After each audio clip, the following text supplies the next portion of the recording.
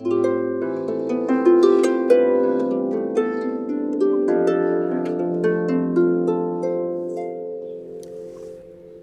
name is Winifred Garrett, and I'm a professional harpist. I attended the School of the Arts from 1969 to 1978. I was born in Winston-Salem, North Carolina. I love Winston-Salem. I love everything about it. I love Dewey's. I have to say that because I really do. It's home.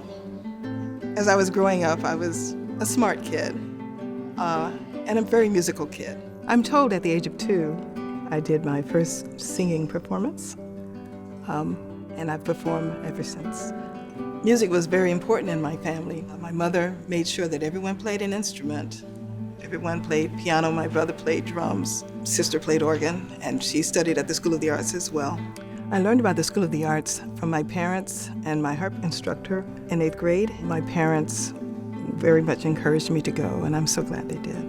As an 8th grader, going to the School of the Arts was like going to college, and I remember being dressed very formally. Everybody else was in blue jeans, and it was really, really surprising. Eventually, I ended up in blue jeans, so. I really didn't know what to expect from the School of the Arts. I never practiced more than 30 minutes in my life, up to that point. And so, to see people practicing 3-4 hours, I was just like, oh my gosh, I couldn't believe it. The School of the Arts taught me how to be disciplined. It taught me excellence. It just opened up a whole world. Well, back in the day, the city was a very different time. I was the kid on the other side of the tracks. The city was, well, all of America was racially divided, but certainly the city was divided, and the tracks, the railroad tracks, indicated that. I remember going to the theater, the movie theater. At that time, it was the Carolina Theater. It's now the Stevens Center. Being an African American, we had to go upstairs on the outside into the theater. It was an amazing thing. The first time I went through the front door of the theater I was actually very afraid. I didn't know what was going to happen, but what happened is I got to see the movie, so it's all good. That space is also the place where I made my solo debut with the Winston Symphony. So that space has played a very interesting and pivotal role in my life.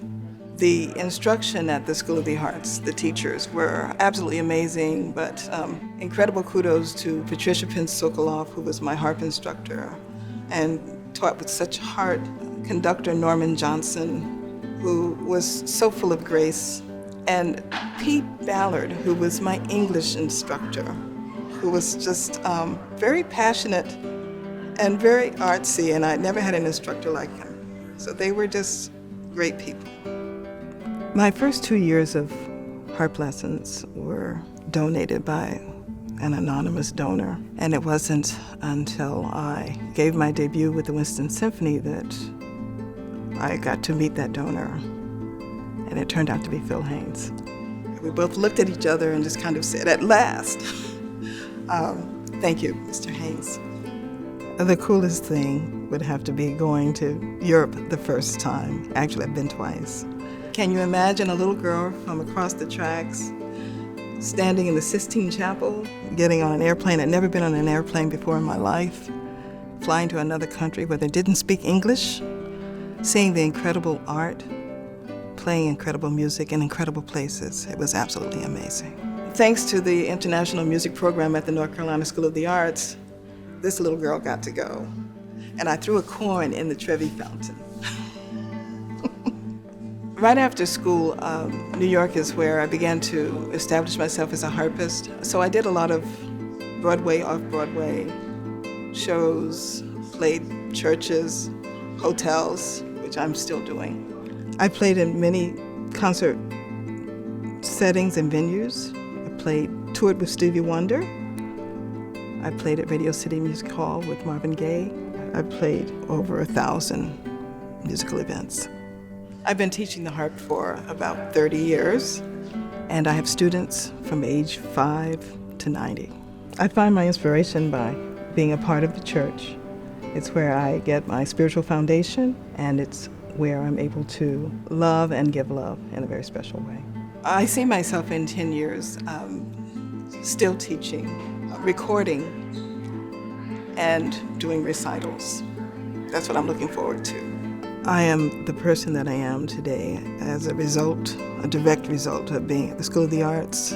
I would say to the graduates to just be open and willing and flexible, be able to do it all, because that way you'll always eat.